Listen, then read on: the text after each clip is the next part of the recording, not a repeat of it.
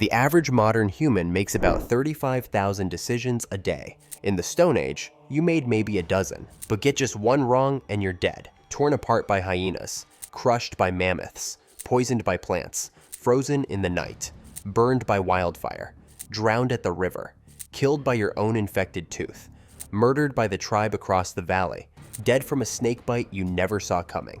This is the story of how literally everything was trying to kill you in the Stone Age, and how, against all odds, some of our ancestors lived long enough to become ancestors at all. Imagine you're a small child playing at the edge of camp. The adults are busy with their daily tasks. Someone's making tools, another's preparing food. You're maybe 4 years old, just big enough to wander a little, but not big enough to understand danger. The sky is clear. The day is warm. Then a shadow passes overhead. The crowned eagle hits you before anyone can scream a warning. Talons designed to puncture primate skulls do exactly what evolution shaped them to do. You're dead before you hit the ground, and by the time the adults react, you're already being carried up into the trees. This isn't a horror story. It's Tuesday in the Pleistocene. We know this because of the Tong child, a small Australopithecus africanus who died 2.8 million years ago. When scientists examined the skull, they found puncture marks that matched one thing: the talons of a crowned eagle. These birds, which still exist today, specialize in hunting primates. They can kill animals much larger than themselves by diving from above and driving their talons through the skull into the brain. But death from above was just one option in nature's catalog of creative ways to end you. Take a walk to get water, something you'd need to do every single day, and you'd face an entirely different set of killers. The fossil record at Olduvai Gorge tells this story in tooth marks. Homo habilis bones, bearing the unmistakable signature of crocodile teeth. Picture the scene. You're kneeling at the water's edge, cupping water to your mouth. Your head is down, your attention is focused. You don't see the 15-foot prehistoric crocodile that's been watching from just beneath the surface. The attack comes so fast you don't even have time to scream. One moment you're drinking, the next you're being dragged underwater in a death roll that breaks every bone in your body. But maybe you were smart. Maybe you avoided the water's edge, sent others to fetch water for you. Good strategy, except the killers could come to you. At Swartkrans Cave in South Africa, there's a young Paranthropus skull labeled SK54 that tells another story of death. 2 neat holes pierce the cranium. When researcher Bob Brain lined up various predator jaws with these holes in 1981, he found a perfect match: leopard canines. This wasn't just any death. This was a leopard signature kill, a bite to the skull to instantly destroy the brain. Leopards were the perfect hominin hunters. They could climb better than any early human. They hunted at night when our ancestors were nearly blind. They were strong enough to drag a body up into a tree, away from other scavengers. The fossil record suggests about 5% of all Australopithecus afarensis fossils show damage from predator attacks. That might not sound like much until you remember. These are only the bodies that fossilized, only the ones we've found. And we haven't even talked about the other predators yet. Saber-toothed cats with fangs designed to puncture thick hides and major arteries. Hyenas that hunted in coordinated packs and had bone-crushing jaws. Cave bears that stood 11 feet tall and weighed half a ton. Every shadow could hide death. Every rustling in the grass could be your last sound. But let's say you were one of the lucky ones. You made it to adulthood without being carried off by an eagle, drowned by a crocodile, or having your skull punctured by a leopard. You're a survivor. Then one day, during a successful hunt, you scratch your leg on a thorn. It's nothing, a minor annoyance. But this time, something's different. Within days, the scratch is red and swollen. Red streaks start spreading up your leg. You develop a fever.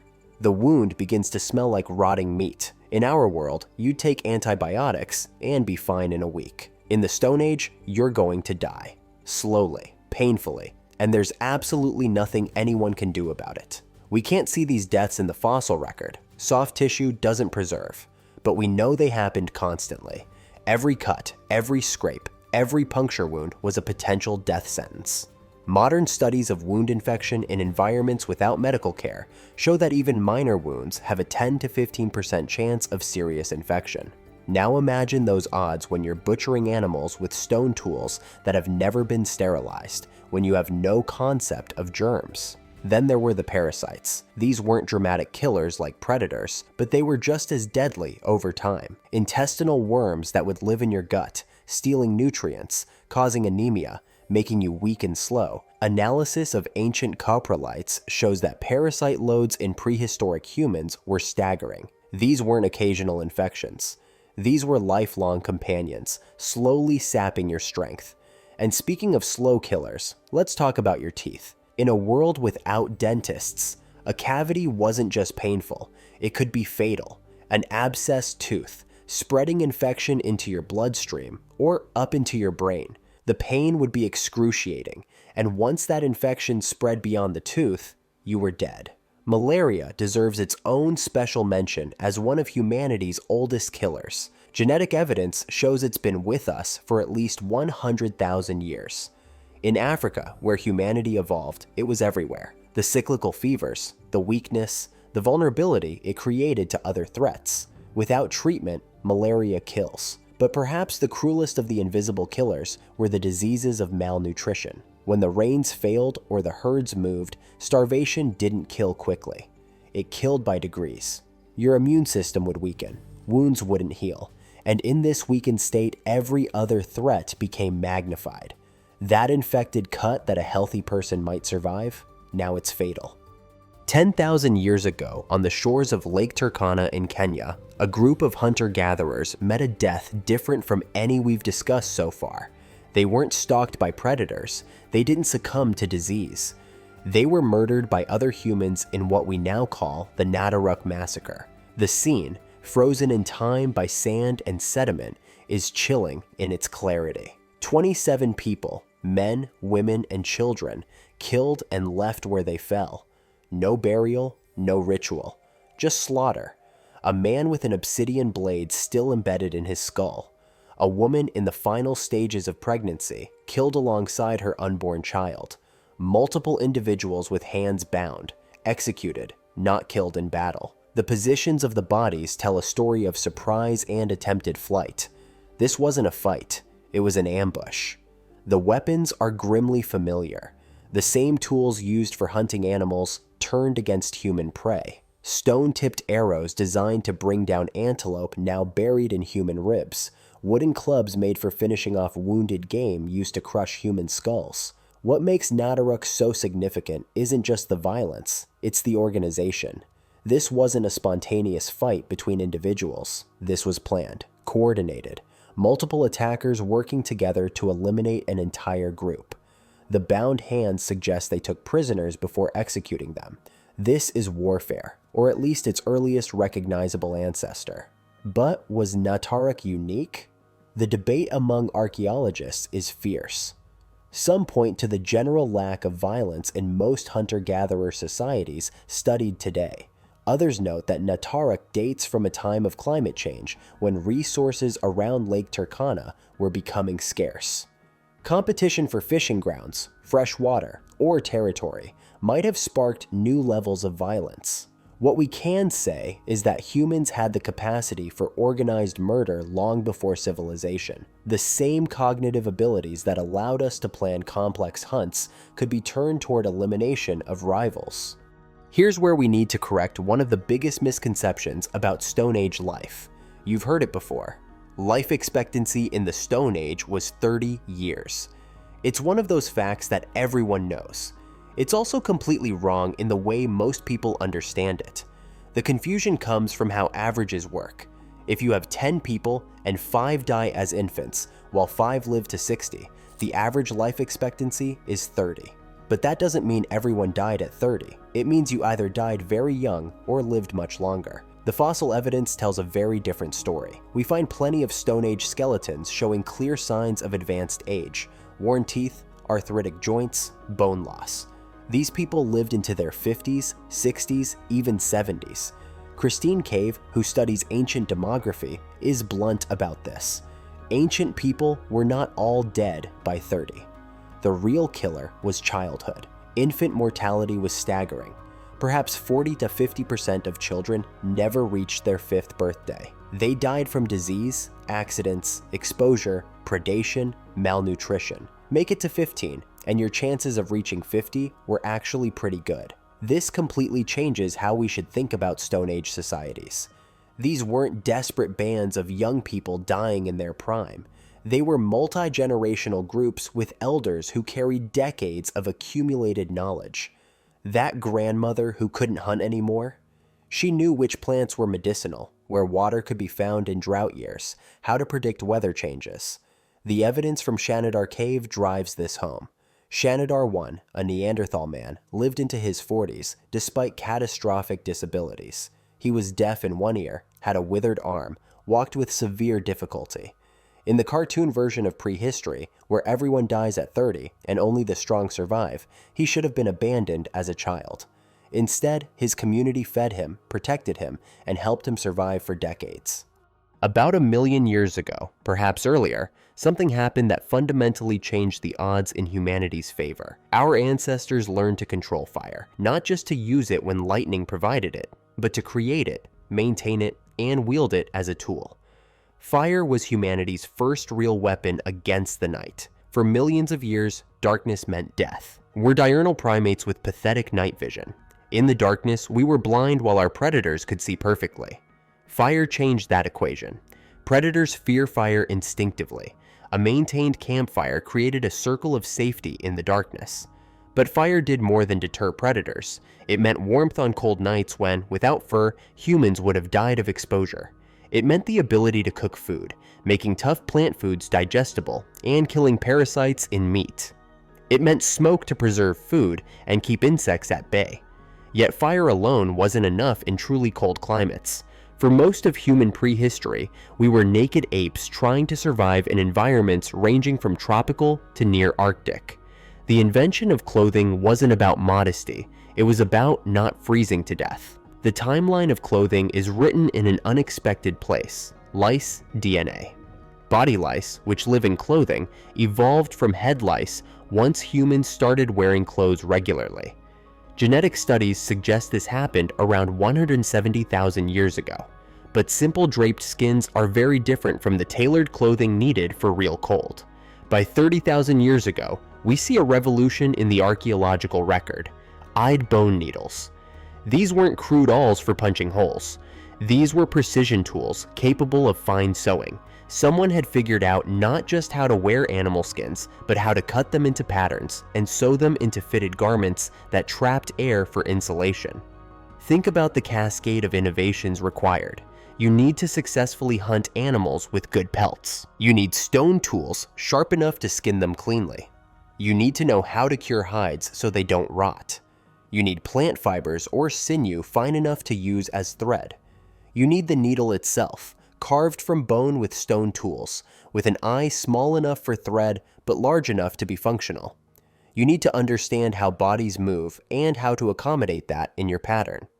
This wasn't one genius inventor, but generations of accumulated knowledge. Better clothing meant you could hunt in weather that would have killed you before.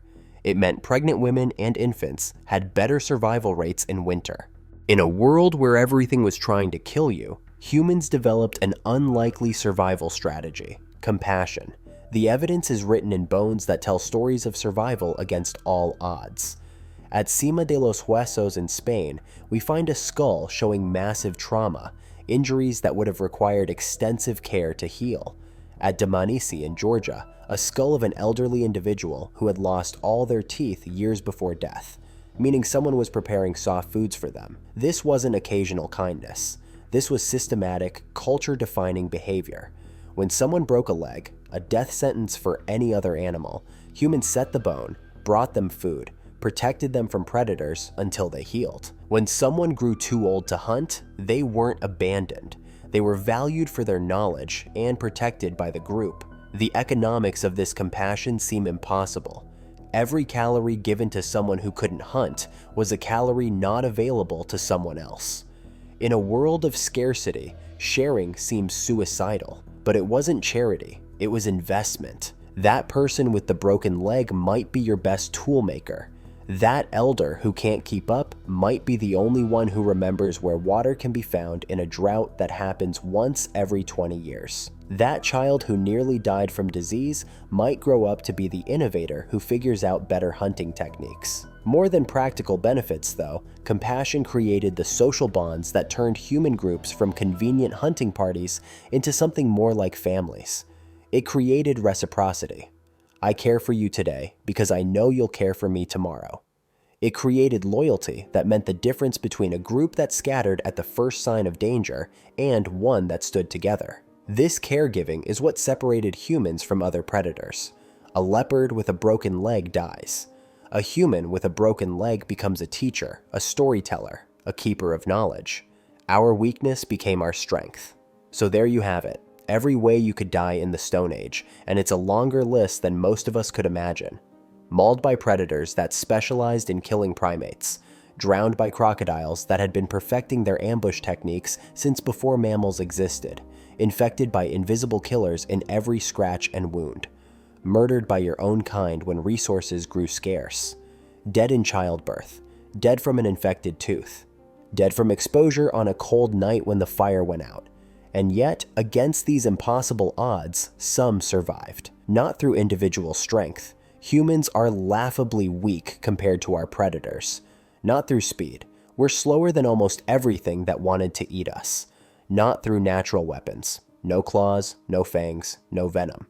We survived through intelligence that let us make tools and control fire. Through social cooperation that let us hunt in groups and share resources. Through compassion, that meant we didn't abandon our injured and elderly. Through culture that let us pass down survival knowledge across generations. Every human alive today is descended from people who faced this gauntlet of death and somehow made it through.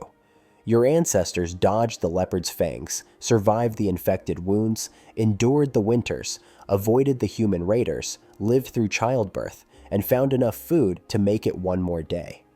They did it not as individuals, but as communities, bound together by the understanding that in a world trying to kill you in 1,000 different ways, your only hope was each other. The Stone Age wasn't just a time of death. It was humanity's ultimate survival test.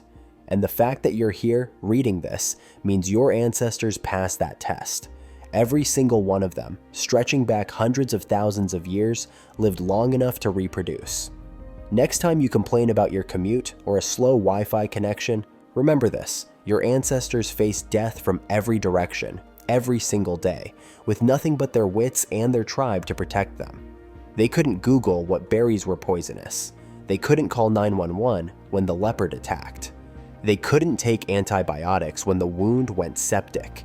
They just endured. They adapted. They cared for each other.